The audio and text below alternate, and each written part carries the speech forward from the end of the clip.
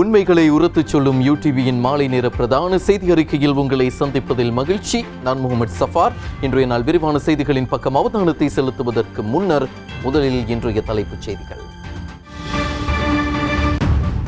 Sputnik V Covid தடுப்பூசியின் முதலாவது dose மாத்திரம் கோவிடை கட்டுப்படுத்த போதும் என விசேட வைத்திய நிபுணர்கள் உறுதி. தீப்பிடித்த எக்ஸ்பிரஸ் பேர்ல் கப்பலின் மாலுமி, பிரதான பொறியியலாளர் மற்றும் பிரதி பொறியியலாளர் ஆகியோர் நாட்டில் இருந்து வெளியேற தடை. கடந்த 24 மணி நேரத்தில் தனிமைப்படுத்தல் விதிமுறைகளை மீறிய 1047 பேர் கைது. இந்தியா உள்ளிட்ட பல்வேறு நாடுகளில் கண்டறியப்பட்ட உருமாறிய கொரோனா வகைக்கு பெயர்களை அறிவித்தது உலக சுகாதார அமைப்பு. அவை தலைப்புச் செய்திகள். இன்றைய நாள் விரிவான செய்திகளில் முதலில் உள்நாட்டுச் செய்திகள்.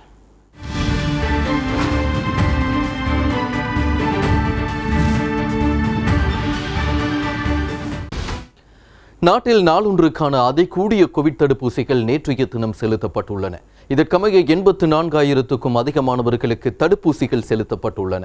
இதேவேளை ஸ்புட்னிக் வி கோவிட் தடுப்பூசியின் முதலாவது டோஸ் மாத்திரம் கோவிட் தொற்றை கட்டுப்படுத்துவதற்கு போதுமானதாக விசேட வைத்திய நிபுணர்களினால் உறுதிப்படுத்தப்பட்டுள்ளதாக அமைச்சரவை பேச்சாளரும் அமைச்சருமான கேஎல் ரம்புக்வெல்ல தெரிவித்துள்ளார்.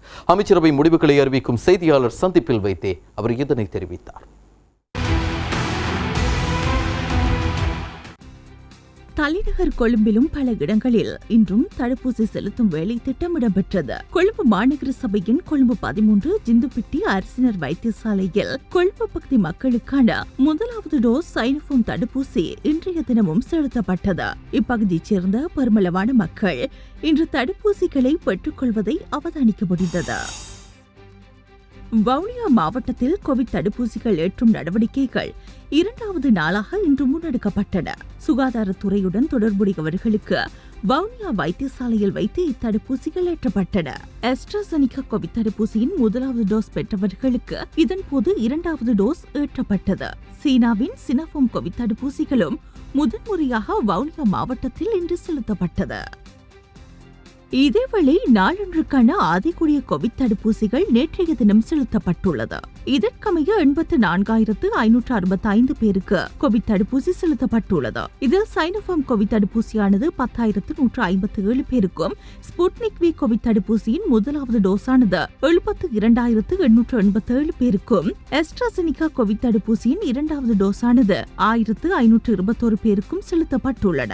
இந்நிலையில் கண்டி மாவட்டத்தில் தற்போது வழங்கப்படும் ரஷ்யாவின் ஸ்புட்னிக் கோவிட் தடுப்பூசியை பெறுபவர்களிடம் பெறப்படும் கையெழுத்து மற்றும் ஸ்புட்னிக் வி கோவிட் தடுப்பூசியின் முதலாவது டோஸ் மாத்திரம் செலுத்தப்பட உள்ளதாக கூறப்படும் தகவல்களின் உண்மை நிலை குறித்து இன்றைய அமைச்சரவை முடிவுகளை அறிவிக்கும் செய்தியாளர் சந்திப்பில் கேள்வி எழுப்பப்பட்டது. இதற்கு அமைச்சரவை பேச்சாளர் கேஎல் ரம்புக்வெல்ல இவ்வாறு பதிலளித்தார். සඳහන් කරලා තියෙනවා මේකට එක්ස්පර්ට් කමිටි එකක් දැම්මා. ඒ කමිටි එකේ ඉන්නවා doctor S M. Arnold deputy director general PHS chairman හැටියට සභාපති හැටියට டாக்டர் நிலிகா குணவர்தன. இந்த தீர்மானமானது விசேட குழுவொன்றினாலேயே எடுக்கப்பட்டது. நாட்டின் தற்போதைய நிலைமையை கருத்தில் கொண்டு தற்போதைய ஸ்புட்னிக் வி கோவிட் தடுப்பூசியின் ஒரு டோஸ் மாத்திரம் வழங்கப்படுமாயின் அது தொற்றை கட்டுப்படுத்தும் என அறியப்பட்டுள்ளது. இதற்கமையவே இந்த தீர்மானம் மேற்கொள்ளப்பட்டுள்ளது. இது குறித்து தினம்தோறும் பரிசோதனைகள் நடத்தப்படுகின்றன. தற்போதைய நிலையில் சில தனவந்த நாடுகள் தேவைக்கும் அதிகமான தடுப்பூசிகளை பெற்றிருப்பதாக உத்தியோகபூர்வமற்ற விவரங்கள் தெரியப்படுகின்றன. இந்த நிலையில் உலக நாடுகள் பலவற்றிலும் மிகவும் இக்கட்டான ஒரு நிலையிலேயே இந்த தடுப்பூசிகள் பெறப்பட்டு வருகின்றன.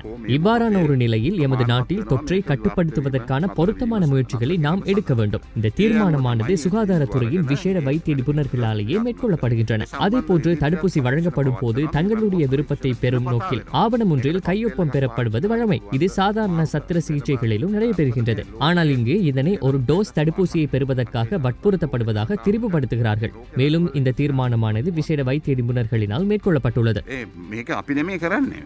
විශේෂඥ වෛද්‍යවරුන් මානුවරත් කරේ විශේෂඥ වෛද්‍යවරුන් එයාගේ තමයි ඒ අයට තමයි උපදෙස් ලැබිලා තිබ්බේ ඒ තමන්ට. கண்டி மாவட்டத்தில் கோவிட் தடுப்பூசியை வழங்கும் திட்டத்தின் 3வது நாளான இன்று இளைஞர் விவகாரம் மற்றும் விளையாட்டுத்துறை அமைச்சர் நாமல் ராஜபக்ச குண்டசாலை பகுதிக்கு விஜயம் செய்திருந்தார். அவர் குண்டசாலை தடுப்பூசி மையங்களையும் கெங்கல்ல மகா வித்தியாலயம் மற்றும் திகன ராஜவல இந்து கல்லூரி வளாகங்களில் உள்ள தடுப்பூசி மையங்களுக்கும் கண்காணிப்பு விஜயம் ஒன்றை மேற்கொண்டார்.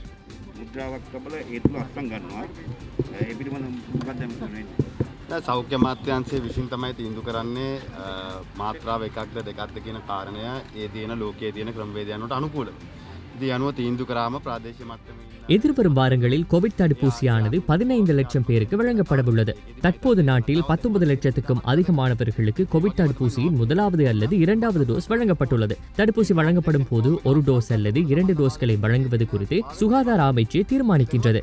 அதேபோன்று தடுப்பூசியொன்று செலுத்தப்படும் போது அதற்கான விருப்பத்தை அறிந்து கொள்வதற்காக பொதுவாகவே ஆவணம் ஒன்றில் ஒப்புதல் பெறப்படுவது வழமையான விடயமாகும். அதேபோன்று தடுப்பூசிகள் எந்த பகுதிகளுக்கு வழங்கப்பட வேண்டும் என்பதையும் சுகாதார தரப்பே தீர்மானிக்கின்றது. அதற்காக தேவைப்படும் தடுப்பூசிகளை பெற்றுக் கொடுப்பது அரசின் பொறுப்பாகும். වසම කුමක්ද සහ එන්නත්කරණය කිරීමේ වැඩපිළිවෙල තීන්දුව කරන්නේ සෞඛ්‍ය අමාත්‍යාංශයේ උපදෙස් මත. එහෙම නැත්නම් සෞඛ්‍ය අමාත්‍යාංශයේ සෞඛ්‍ය වෛද්‍ය නිලධාරීන් තමයි තීන්දුව කරන්නේ මේ ආකාරයට මේ ක්‍රියාත්මක විය යුතුයි කියන කාරණය.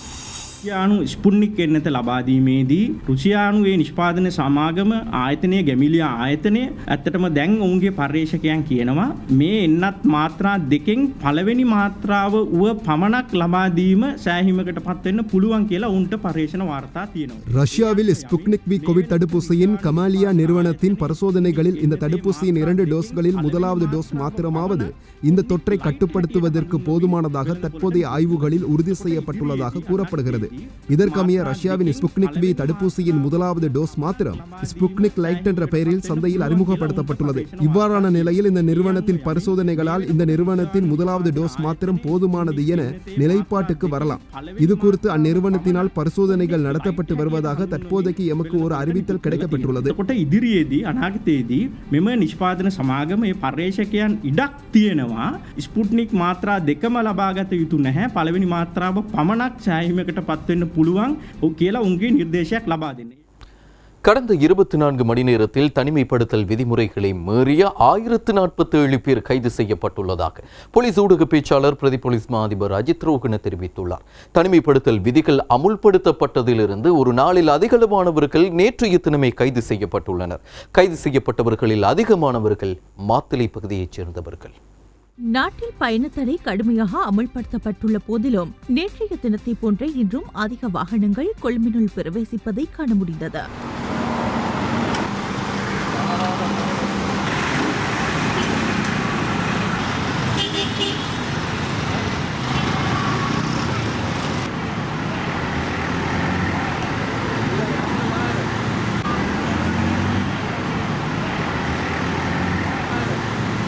இதற்கிடையே இன்று காலை 6:30 மணி முதல் 10:30 மணி வரையான காலப்பகுதிக்குள் மேல் மாகாணத்திற்கு 55,944 வாகனங்கள் பிரவேசித்துள்ளன. இதில் சுகாதார சேவையுடன் தொடர்புடைய வாகனங்கள் அதிகம் காணப்பட்டுள்ளதோடு அத்தியாவசிய தேவைகள் எதுவுமின்றி 3,528 வாகனங்கள் பிரவேசித்துள்ளன.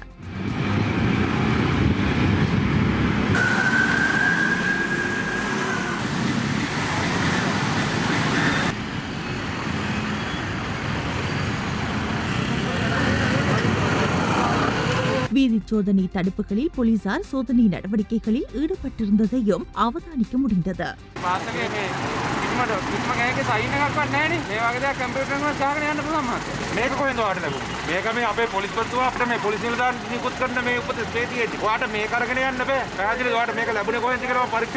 இந்நிலையில் அத்தியாவசிய சேவைகளுக்காக மிக குறைந்த எண்ணிக்கையிலான ஊழியர்களை பணிகளுக்கு அழைக்குமாறும் அதற்கான நடவடிக்கைகளை நிறுவன தலைவர்கள் மேற்கொள்ளுமாறும் அரசு சேவை மற்றும் மாகாண சேவைகள் அமைச்சின் செயலாளர் ஜே ரத்னசிறி தெரிவித்துள்ளார்.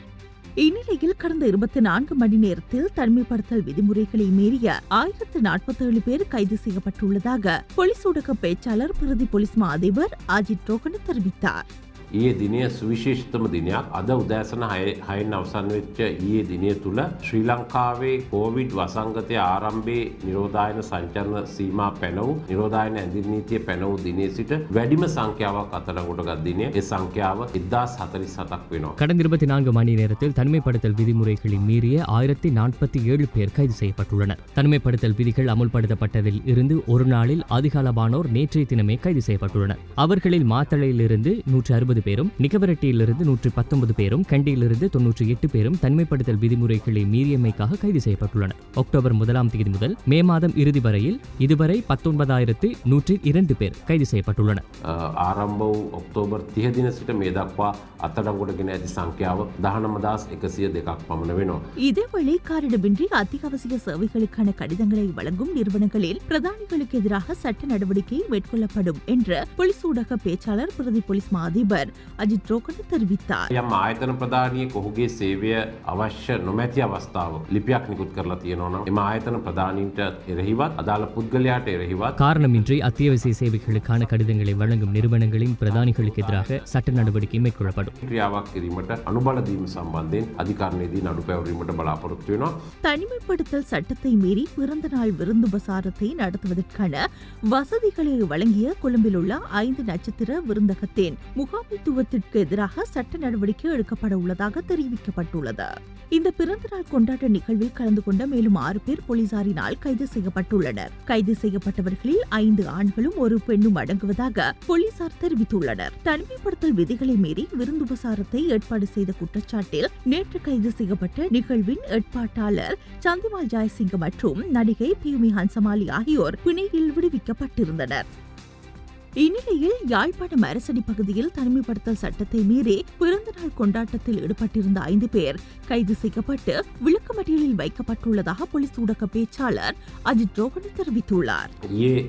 අලුයම් කාලයේදී යාපනයේ අර්ෂාඩි ප්‍රදේශයේදී මෙවැනි ආකාරයේ උපන්දින සාදයක් පවත්වා තිබෙන බවට වාර්තා වෙනවා. குறித்த நபர்களை எதிர்வரும் 7ஆம் தேதி வரையில் விளக்கமறியலில் வைக்க யாழ் நீதிமன்றம் உத்தரவிட்டுள்ளது. கைது செய்யப்பட்ட சந்தர்ப்பத்தில் குறித்த நபர்கள் மது அறிந்திருந்ததாக தெரிவிக்கப்படுகிறது. இந்த நிலையில் கைது செய்யப்பட்டவர்களின் குடும்பத்தினர் தனிமைப்படுத்தலுக்கு உட்படுத்தப்பட்டுள்ளனர். சம்பவம் தொடர்பில் யாழ்ப்பாணம் போலீசார் மேலதிக விசாரணைகளை மேற்கொண்டு வருகின்றனர். தனிமைப்படுத்தல் சட்ட விதிமுறைகளை கடைபிடிக்குமாறு மக்களிடம் வேண்டிக் கொள்கின்றோம். නිරෝධායන රීතීන් වලට අනුගතව කටයුතු කරන ලෙස இலங்கையில் உள்ள அனைத்து விமான நிலையங்களும் இன்று காலை முதல் மீள திறக்கப்பட்டுள்ளன. கட்டார் விமான சேவைக்கு சொந்தமான விமானம் ஒன்று முதலாவதாக இலங்கை வந்தடைந்துள்ளது. இந்த விமானம் இன்று அதிகாலை 2:15 மணிக்கு கட்டார் நாட்டின் தோஹாவிலிருந்து கட்டுநாயக்க சர்வதேச விமான நிலையத்திற்கு வந்துள்ளது. இந்த விமானத்தின் மூலம் 53 பயணிகள் கட்டுநாயக்க விமான நிலையத்தை வந்தடைந்தனர். இந்த விமானத்திற்கு பின்னர் இன்று காலை 4:05க்கு கத்தார் தோஹாவிலிருந்து ஸ்ரீலங்கன் விமான சேவைக்கு சொந்தமான UL 2018 விமானம் வந்திருந்தது. இந்த விமானத்தின் மூலம் 116 பயணிகள் கட்டுநாயக்க விமான நிலையத்தை வந்தடைந்ததாக அதிகாரிகள் தெரிவித்துள்ளனர். விமான நிலையங்கள் திறக்கப்பட்டாலும் வியட்நாம் மற்றும் இந்திய சுற்றுலா பயணிகளுக்கு இலங்கை வர அனுமதி வழங்கப்பட மாட்டாது என்பதும் குறிப்பிடத்தக்கது. நாட்டில் தற்போது பயணத்தடை அமுல்படுத்தப்பட்டுள்ள நிலையில் அனைத்து மதுபான நிலையங்களுக்கும் சீல் வைப்பதற்கு மதுவரி திணைக்களம் தீர்மானித்துள்ளது. සුරාබදු කොමසාරිස් ජෙනරාල්වරයා විසින් දෙවයින්න පුරා ක්‍රියාත්මක වන මත්පැන් සිල්ලරට විකිණීමේ සියලුම බලපත්‍රලත් ස්ථාන වසා තබන ලෙස මේ වන විටත් නියෝග කොට තිබෙනවා. உரிமம் பெற்ற அனைத்து மதுபான விற்பனை நிலையங்களுக்கும் உடன் அமுலாகும் வகையில் சீல் வைக்க நடவடிக்கை எடுக்கப்பட்டுள்ளது. பயணத்தடை அமுலில் இருக்கும் காலப்பகுதியில் சட்டவிரோதமான முறையில் பல இடங்களில் மதுபான விற்பனை இடம்பெற்று வருவதன் காரணமாக இந்த நடவடிக்கை மேற்கொள்ளப்பட்டுள்ளது. அரசாங்கத்தின் அறிவுறுத்தல்களை மீறி பயணத்தடை காலத்தில் மதுபான விற்பனையில் ஈடுபடுவோருக்கு எதிராக கடும் சட்ட நடவடிக்கை மேற்கொள்ளப்படவுள்ளது. இவ்வாறு சீல் வைக்கப்படும் மதுபான நிலையங்கள் 7ஆம் தேதி காலை அல்லது பயணக்கட்டுப்பாடு நீடிக்கப்பட்டால் அவ்வாறு பயணக்கட்டுப்பாடு நிறைவடையும் காலம் வரை தொடர்ந்து நடைமுறைப்படுத்த மதுவரி திணைக்களம் தீர்மானித்துள்ளது.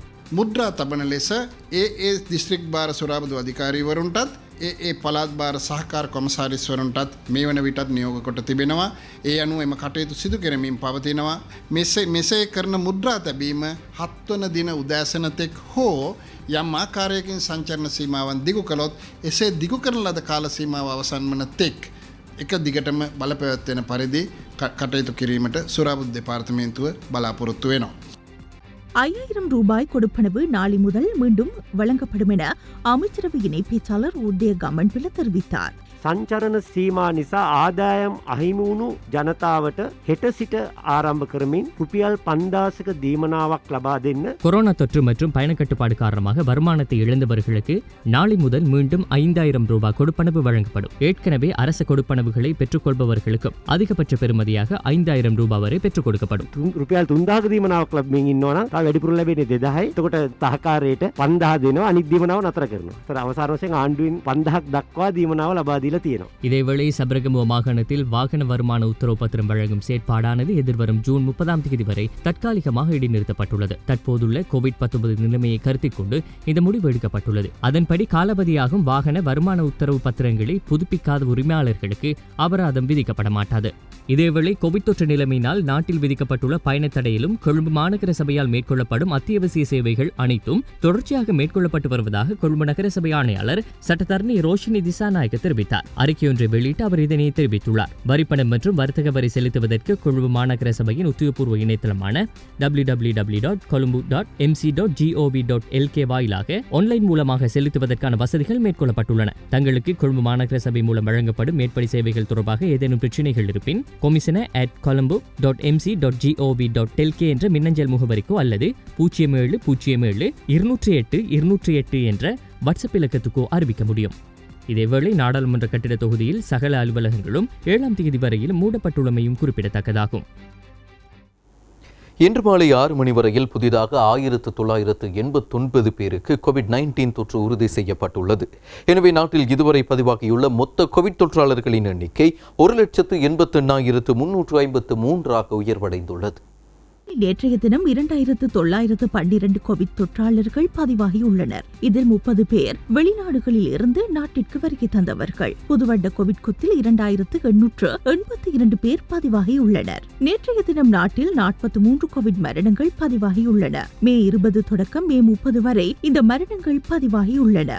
இதில் 7 மரணங்கள் வீடுகளிலும் 7 மரணங்கள் வைத்தியசாலைகளில் அனுமதிக்கப்படும் போதும் இடம்பெற்றுள்ளன. நேற்றைய தினமும் அதிகளவான கோவிட் தொற்றாளர்கள் கொழும்பு மாவட்டத்திலேயே பதிவாகியுள்ளனர். கொழும்பு மாவட்டத்தில் 490 பேரும், கம்பஹா மாவட்டத்தில் 322 பேரும், கண்டி மாவட்டத்தில் 261 பேரும், களுத்துறை மாவட்டத்தில் 260 பேரும், மட்டக்களப்பு மாவட்டத்தில் 150 பேரும், யாழ்ப்பாண மாவட்டத்தில் 149 பேரும், மாத்தளை மாவட்டத்தில் 126 பேரும், அனுராதபுரம் மாவட்டத்தில் 124 பேரும், திருகோணமலை மாவட்டத்தில் 111 பேரும், ஹம்பாந்தோட்ட மாவட்டத்தில் 102 பேரும், ரத்னபுரி மாவட்டத்தில் 98 பேரும், காலி மாவட்டத்தில் 94 பேரும், புத்தளம் மாவட்டத்தில் 91 பேரும், பதுள மாவட்டத்தில் 65 பேரும், புலனறுவு மாவட்டத்தில் 57 பேரும் பதிவாகியுள்ளனர். அம்பாறை மாவட்டத்தில் 50 பேரும், மன்னார் மாவட்டத்தில் 46 பேரும், கேகாலி மாவட்டத்தில் 36 பேரும், மாத்தறை மாவட்டத்தில் 33 பேரும், கிளிநொச்சி மாவட்டத்தில் 27 பேரும், வவுனியா மாவட்டத்தில் 16 பேரும், நூரெலியா மாவட்டத்தில் 13 பேரும் பதிவாகியுள்ளனர். முல்லைத்தீவு மாவட்டத்தில் 9 பேரும், ஒன்றாகல மாவட்டத்தில் 7 பேரும் பதிவாகியுள்ளனர். இதேவேளை பௌத்த பிக்குகளுக்கான முதலாவது தனிமைப்படுத்தல் மையம் ஒன்று கண்டியில் இன்று திறந்து வைக்கப்பட்டுள்ளது. கண்டியில் உள்ள பிரபல வர்த்தகர் ஒருவர் அவருக்கு சொந்தமான தனியார் ஹோட்டல் ஒன்றை தனிமைப்படுத்தல் நிலையமாக மாற்றி அமைத்துள்ளார். 150 படுக்கைகளை கொண்டதாக இந்நிலையம் அமைக்கப்பட்டுள்ளது. கண்டி டெவோன் ஹோட்டலில் அமைக்கப்பட்டுள்ள இந்த தனிமைப்படுத்தல் நிலையமானது சுகாதார அமைச்சின் கீழ் கண்டி அரசு வைத்தியசாலையிடம் ஒப்படைக்கும் நிகழ்வு இன்று காலை இடம்பெற்றது. இன்று மாலை 6 மணி வரையில் புதிதாக 1989 கோவிட் தொற்றாளர்கள் பதிவாகியுள்ளனர். எனவே நாட்டில் இதுவரை பதிவாகியுள்ள மொத்த கோவிட் தொற்றாளர்களுடைய எண்ணிக்கை 1,88,353 உயர்வடைந்துள்ளது. இவர்களில் 1,53,371 பேர் குணமடைந்துள்ளனர். 33,498 தொற்றாளர்கள் தொடர்ந்தும் சிகிச்சை பெற்று வருகின்றனர். 1,484 கோவிட் மரணங்கள் நாட்டில் பதிவாகியுள்ளன. தீ விபத்துக்குள்ளான எக்ஸ்பிரஸ் பேர்ல் கப்பலின் கப்பல் கேப்டன், தலைமை பொறியியலாளர், உதவி பொறியியலாளர் ஆகியோரிடம் குற்றப்புலனாய்வு பிரிவினர் 14 மணித்தியாலங்கள் வாக்குமூலம் பெற்றுள்ளனர். தீப்பிடித்த MV எக்ஸ்பிரஸ் பேர்ல் கப்பலின் மாலுமி, பிரதான பொறியியலாளர் மற்றும் பிரதி பொறியியலாளர் ஆகியோர் நாட்டிலிருந்து வெளியேறுவதை தடுத்து கொழும்பு நீதவான் நீதிமன்றம் இன்று உத்தரவொன்றையும் பிறப்பித்துள்ளது. இதேவேளை இந்த கப்பலில் ஏற்பட்ட தீயினால் உப்பு உற்பத்தி துறைக்கு எந்த பாதிப்பும் வராது எனவும் நாட்டில் உப்பு தட்டுப்பாடு ஏற்படாது எனவும் அமைச்சர் பந்துல குணவர்தன தெரிவித்துள்ளார். கடந்த 20ஆம் திகதி தீ விபத்துக்குள்ளான எக்ஸ்பிரஸ் பேர்ல் கப்பலின் கேப்டன், பிரதான பொருளியலாளர், பிரதி பொருளியலாளர் ஆகியோரிடம் நேற்று வாக்குமூலம் பெறப்பட்டுள்ளது. இதன்பொழுது கப்பலின் கேப்டன் 14 மணித்தியாலங்களும், பிரதான பொருளியலாளர் 13 மணித்தியாலங்களும், பிரதி பொருளியலாளர் 12 மணித்தியாலங்களும் வாக்குமூலம் பதிவு செய்யப்பட்டுள்ளதாக பொலிஸ் ஊடக பேச்சாளர் பிரதி பொலிஸ்மா அதிபர் அஜித் ரோஹன தெரிவித்தார். අපරාධ පරීක්ෂණ දෙපාර්තමේන්තුව විසින් ඊයේ දින MV එක්ස්ප්‍රස් පර්ල් නෞකාවේ කපිතාන්වරයාගේ ප්‍රකාශය පැය 14කට ආසන්න කාලයක් සටහන් කරනු ලැබුවා. இவர்கள் கைதிகளிடம் பெற்றுக்கொள்ளப்பட்ட வாக்குமூலங்கள் மற்றும் சட்டமா அதிபரின் ஆலோசனையையும் பெற்று குற்ற விசாரணை பிரிவினரால் மேலதிக விசாரணைகள் முன்னெடுக்கப்படும். குற்ற விசாரணை பிரிவின் மேலதிக போலீஸ் அதிகாரி, பிரதான போலீஸ் பரிசோதகர், மூவர் உள்ளிட்ட 7 பேர் கொண்ட குழுவினரால் இது தொடர்பில் மேலதிக விசாரணைகள் முன்னெடுக்கப்பட உள்ளன. இது தொடர்பில் விசேட நிபுணர்களின் நிலைப்பாட்டினையும் பெற்றுக்கொள்ள தீர்மானிக்கப்பட்டுள்ளது. குறித்த விசாரணை பிரிவினர் மேலதிக விசாரணைகளை முன்னெடுத்து வருகின்றனர். மேலும் எக்ஸ்பிரஸ் பேர்ல் கப்பலின் கேப்டன் உள்ளிட்ட குழு உறுப்பினர்கள் 7 பேரிடம் மேற்கொள்ளப்பட்ட முதல்கட்ட விசாரணைகள் மற்றும் வாக்குமூலம் பதிவு செய்யும் பணி நிறைவடைந்துள்ளதாக குற்றப்புலனாய்வு திணைக்களம் அறிவித்துள்ளது. இதற்கமைய குறித்த விசாரணை அறிக்கை நீதிமன்றத்தில் சமர்ப்பிக்கப்பட உள்ளதாக தெரிவிக்கப்பட்டுள்ளது. தீ விபத்துக்குள்ளான எக்ஸ்பிரஸ் பேர்ல் கப்பலின் மாலுமி, பிரதான பொருளியலாளர் மற்றும் பிரதி பொருளியலாளர் ஆகியோர் நாட்டிலிருந்து வெளியேறுவதனை தடுத்து கொழும்பு நீதவான் நீதிமன்றம் உத்தரவு பிறப்பித்துள்ளது. குறித்த கப்பலில் நெதர்லாந்திலிருந்து நாட்டுக்கு வருகை தந்துள்ள 12 பேர் கொண்ட குழுவினர் தொடர்பாக நாடாளுமன்ற உறுப்பினர் SP திசாநாயக்கவிடம் கேள்வி எழுப்பப்பட்டது. ඔය නෙදර්ලන්තෙන් ආපු 12 දෙනා ඔය 12 දෙනා ලංකාවට තමයි ආවේ. ලංකාවට ඇවිල්ලා අපේ වරාය අධිකාරිය යටතේ තමයි එතනට ගියේ. குறித்த கப்பல் எமது கடற்பரப்பில் உள்ளது. இந்த கப்பலின் நட்டையீட்டு தொகை முழுமையாக எமக்கு கிடைக்காது செல்லும் என்பதாக பொய்யான கருத்துக்கள் பரப்பப்பட்டு வருகிறது. மேலும் குறித்த கப்பலின் குறித்த நெதர்லாந்து குழுவினர் ஏறியவுடன் அக்கப்பலின் உருத்து செல்லாது. அது ஒரு சர்வதேச கடற்பரப்பில் இருந்தால் மட்டுமே அது செல்லுபடியாகும். குறித்த குழுவினர் எமது நாட்டின் மூலமாகவே தற்பொழுது கடற்பரப்பில் செயற்பாடுகளை மேற்கொண்டு வருகின்றனர். எமது கடற்படையுடன் தான் குறித்த கப்பலில் பிரவேசித்துள்ளனர். இந்தியாவிடம் நாம் பெற்றுக்கொண்ட உதவியும் எம்மூலமாகவே நட்டையீடு தொகை வழங்கப்படும். இதேவேளை கொழும்பு துறைமுகத்தின் கடற்பரப்பில் தீ விபத்துக்குள்ளான எக்ஸ்பிரஸ் பேர்ல் கப்பலினால் உப்பு கைத்தொழிலுக்கு பாதிப்பு ஏற்படாது. உப்பின் விற்பனை விலை அதிகரிக்கும் என போலியான செய்திகள் வெளியாகியுள்ளன. 2 வருடத்துக்கு தேவையான உப்பு களஞ்சியப்படுத்தப்பட்டுள்ளதாக வர்த்தகத்துறை அமைச்சர் பந்துல குணவர்தன தெரிவித்தார். இன்று வர்த்தக அமைச்சில் இடம்பெற்ற ஊடகவியலாளர் சந்திப்பின் பொழுதே அவர் இவ்வாறு தெரிவித்துள்ளார். මුළු සාගරයේම යම් යම් රසායනික ද්‍රව්‍ය හා විස අඩංගු වුණත් මේ පිළිබඳ තාක්ෂණිකව කරන සහතික කිරීම තමයි SLS සහතික ලාංඡන යටතේ ISO සහතික ලාංඡන යටතේ නිෂ්පාදනය කරන ලුණු වල කිසිදු වර්ගයක වස විසක් කලවම් වෙන්නේ නැති මනුෂ්‍ය පරිභෝජනයේට ඊටම සුදුසු දේ පමණයි නිෂ්පාදනය කරන්නේ. විශාලතම ලුණු ලේවායේ තියෙන හම්බන්තොට ලුණු ලේවායේ මම ඒ සභාපතිතුමා හා ප්‍රධාන නිලධාරීන් සමග සාකච්ඡා කළා. ඔවුන් අවුරුදු 2කට කිසිදු හිඟයකින් තොරව ලුණු තොගයක් පවතින බව මට වාර්තා කළා. පුත්තල මෙත් ලුණු கொழும்பு துறைமுகத்தின் கடற்பரப்பில் தீ விபத்துக்குள்ளான எக்ஸ்பிரஸ் பேர்ல் கப்பலில் வெளியான இரசாயன பதார்த்தங்கள் கடல் நீரில் கலந்துள்ளன. இதன் காரணமாக உப்பு உற்பத்தியில் பாதிப்பு ஏற்பட்டு உப்பு விநியோகத்தில் தட்டுப்பாடு ஏற்படும் என ஒரு தரப்பினர் தவறான கருத்தினை சமூக வலைதளங்களில் பதிவு செய்து வருகின்றனர். இதனால் பொதுமக்கள் தேவையற்ற வகையில் அச்சம் கொண்டு அளவுக்கு அதிகமான உப்பினை கொள்வனவு செய்துள்ளார்கள். தீக்கிரையான கப்பலிலிருந்து வெளியாகியுள்ள இரசாயன பதார்த்தங்கள் காரணமாக உப்பு உற்பத்திக்கு எவ்வித பாதிப்பும் ஏற்படாது என்பது விஞ்ஞான ஆய்வு பரிசோதனையின் ஊடாக உறுதிப்படுத்தப்பட்டுள்ளன. ஹம்பாந்தோட்டை, புத்தளம் ஆகிய பிரதேசங்களில் முன்னெடுக்கப்படும் அரச மற்றும் தனியார் உப்பு உற்பத்தி ஆலைகளில் 2 வருட காலத்துக்கு தேவையான உப்பு களஞ்சியப்படுத்தப்பட்டுள்ளன. உப்பு அவைசார் உற்பத்திகளின் விலையில் மாற்றம் ஏற்படாது. தேவைக்கு மேலதிகமான உப்பு தற்போது கையிருப்பில் உள்ளது. நுகர்வோர் சத்தோச விற்பனை நிலையங்களின் ஊடாக 60 ரூபாய் பெறுமதியான 1 கிலோகிராம் உப்பினை 43 ரூபாவுக்கும், 50 ரூபாய் பெறுமதியான உப்பினை 35 ரூபாவுக்கும் எதிர்வரும் டிசம்பர் மாதம் 31ஆம் தேதி வரையில் கொள்வனவு செய்ய முடியும்.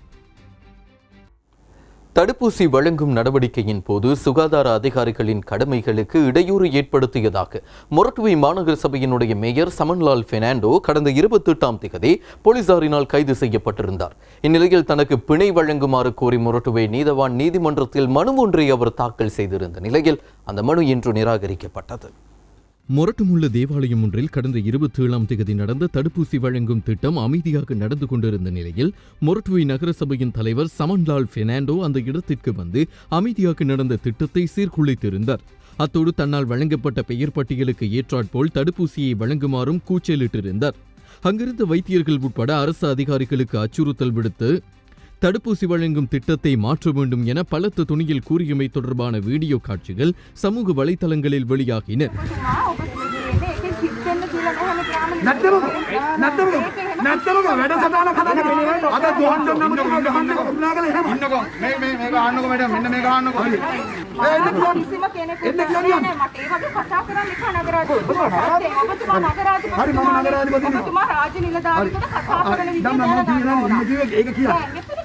அதன் பின்னர் நகரசபை தலைவருக்கு எதிராக பல தரப்பினர் எதிர்ப்புகளை வெளியிட்டிருந்த நிலையில் அவர் கடந்த 28ஆம் தேதி கல்கிஸ்ஸ போலீசில் சரணடைந்தார்.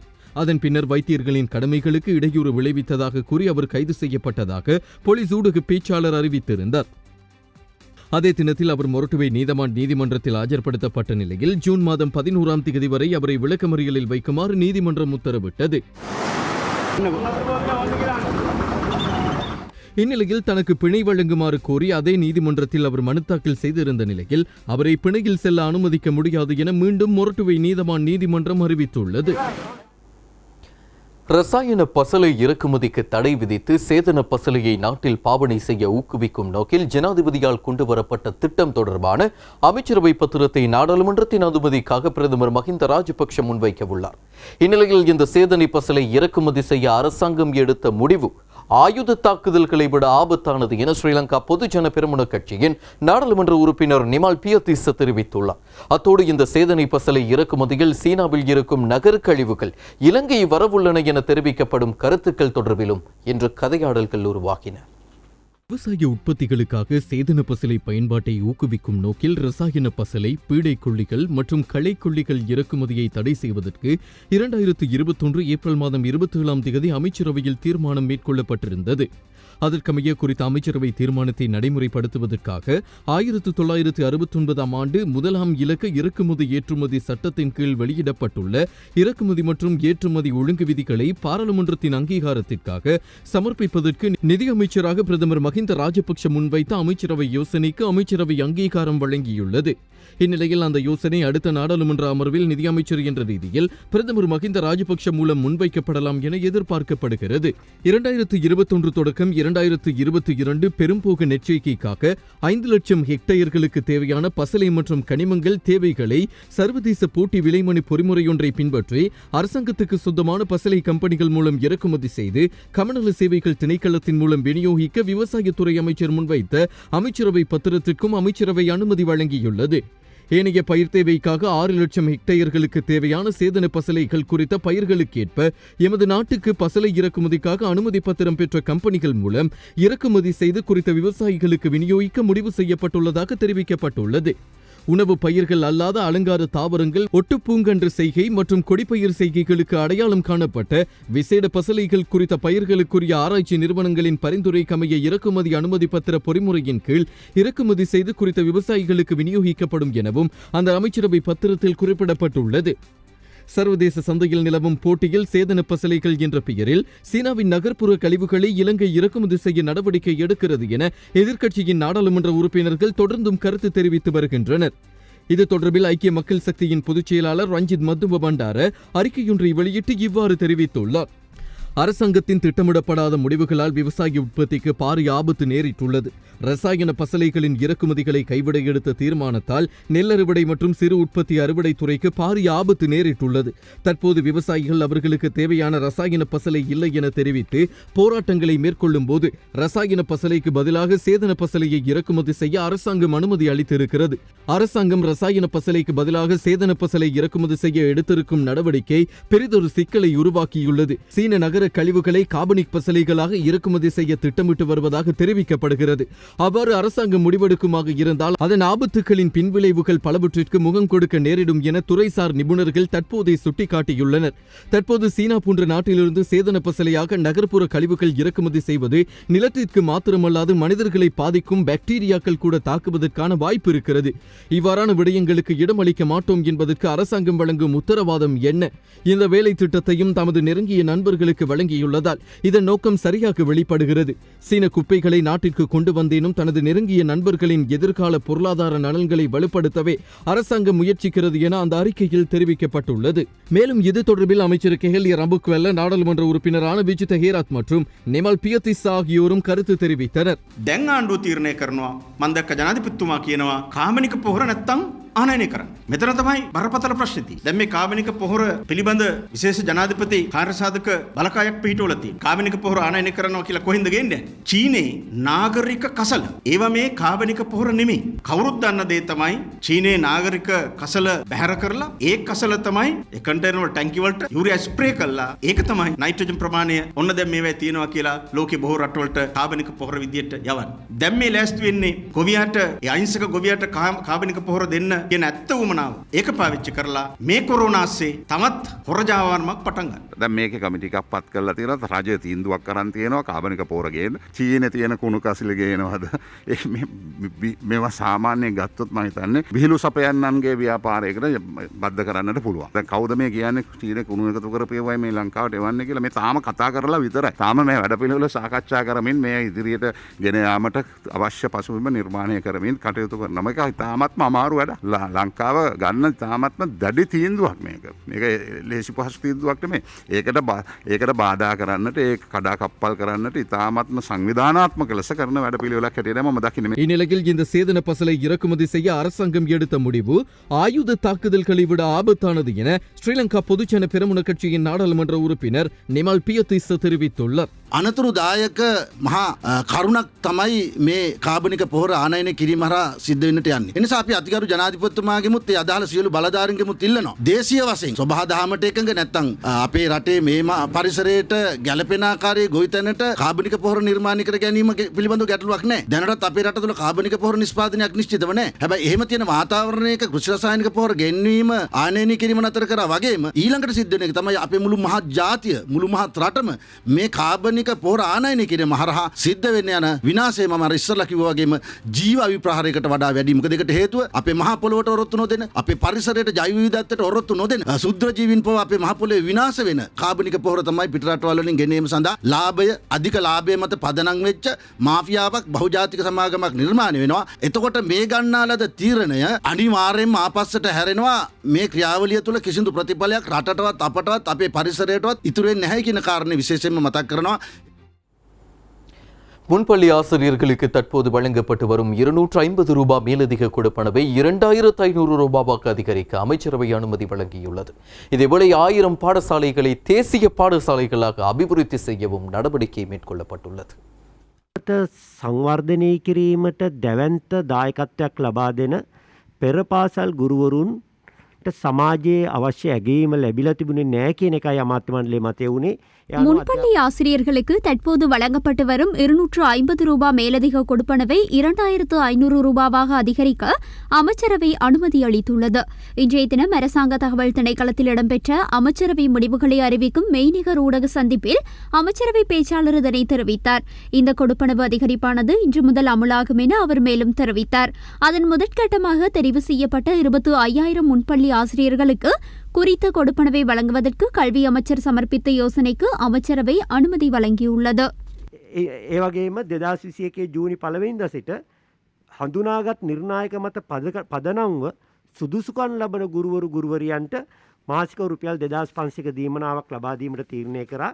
ඒ අනුව 1000 பாடசாலைகள் தேசிய பாடசாலைகளாக அபிவிருத்தி செய்யப்பட உள்ளன. ஜனாதிபதியின் எண்ணக்கருவுக்கு அமைவாக நடைமுறைப்படுத்தப்படும் சுபிட்சத்தின் தொலைநோக்கி என்ற வேலை திட்டத்தின் கீழ் இந்த பாடசாலைகள் தேசிய பாடசாலைகளாக அபிவிருத்தி செய்யப்பட உள்ளன. இந்த வேலை திட்டத்தின் கீழ் மேல் மாகாணத்தில் அமல்படுத்தப்படவிருக்கும் பாடசாலைகளின் அபிவிருத்தி திட்டங்கள் கல்வி அமைச்சர் பேராசிரியர் GL பீரிஸ் தலைமையில் நேற்று ஆராயப்பட்டது. வெலிக்கடை சிறைச்சாலையின் பெண்கள் பிரிவிலிருந்து சிறைச்சாலைக்குள் கொண்டுவர தடை செய்யப்பட்ட பொருட்கள் அடங்கிய பொதியொன்று இன்றைய தினம் அங்கு கடமையிலிருந்த அதிகாரி ஒருவரால் மீட்கப்பட்டுள்ளது. இந்த பொதியானது பெண்கள் பிரிவில் உள்ள சிறுவர் பராமரிப்பு நிலைய கட்டிடத்திற்கு அருகில் கால்வாய் ஒன்றில் மறைத்து வைக்கப்பட்டிருந்ததாக தெரியவந்துள்ளது. இந்த பொதியிலிருந்து 10 கைபேசிகள், அதற்கான 14 பேட்டரிகள், 14 சிம் அட்டைகள், மின்னேற்றிகள் மற்றும் மருந்து பொருட்கள் என்பன கண்டுபிடிக்கப்பட்டுள்ளன. இந்த பொருட்கள் பொருளை போலீஸ் நிலையத்திடம் ஒப்படைக்கப்பட்டுள்ள அதேபோல பொருளை போலீசார் மேலதிக விசாரணைகளை முன்னெடுத்து வருகின்றனர். கொலனாவ பிரதேசத்தில் வீடொன்றில் பதுக்கி வைக்கப்பட்டிருந்த 129 கிலோகிராம் கேரள கஞ்சாவுடன் சந்தேக நபர் ஒருவர் போலீஸ் விசேட அதிரடிப்படையினரால் கைது செய்யப்பட்டுள்ளார். கோனஹேன போலீஸ் விசேட அதிரடிப்படையினருக்கு கிடைத்த தகவலுக்கு அமைவாக நேற்று மேற்கொள்ளப்பட்ட சுற்றி வளைப்பின் போதே குறித்த நபர் கைது செய்யப்பட்டுள்ளதாக தெரிவிக்கப்படுகின்றது. அத்துடன் 37 வயதான சந்தேக நபர் தெமட்டகொட வேலுவன பிரதேசத்தை சேர்ந்தவராவார். தொடர்பான விளையாட்டுச் செய்தி. இலங்கை கிரிக்கெட் அணியின் புகழ்பெற்ற சுழற்பந்து வீச்சாளர் ரங்கன ஹேராத் பங்களாதேஷின் சுழற்பந்து வீச்சு பயிற்சியாளராக நியமிக்கப்பட்டுள்ளார். இதற்கு முன்னர் நியூசிலாந்தின் டேனியல் விட்டோரி பங்களாதேஷ் அணியின் சுழற்பந்து பயிற்சியாளராக கடமையாற்றி வந்திருந்தார். இந்நிலையில் அவரின் இடத்திற்கே தற்பொழுது ரங்கன ஹேராத் தெரிவு செய்யப்பட்டுள்ளார்.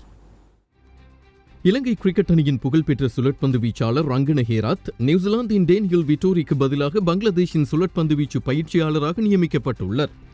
இந்த அறிவிப்பினை பங்களாதேஷ் கிரிக்கெட் வாரியத்தின் செயற்பாட்டு தலைவரான அக்ரம் கான் உறுதிப்படுத்தியுள்ளார். குறித்த பதவிக்கு நியமிக்கப்படவுள்ள வேட்பாளர்களில் ஒருவர் ஹேராத் ஆவார். அவர் தற்சமயம் இந்த பதவிக்கான முன்னணியில் உள்ளதாக அக்ரம் கான் கிரிக்பஸ் இணையதளத்திடம் கூறியதாக தகவல் வெளியாகியுள்ளது. கோவிட்-19 தொற்று நோயால் டேனியல் விட்டோரிக்கு தொடர்ந்தும் பங்களாதேஷ் அணியில் இணைய முடியாத காரணத்தினால் சுழற்பந்து வீச்சு பயிற்சியாளர் பதவி தற்சமயம் காலியாகிவிட்டது.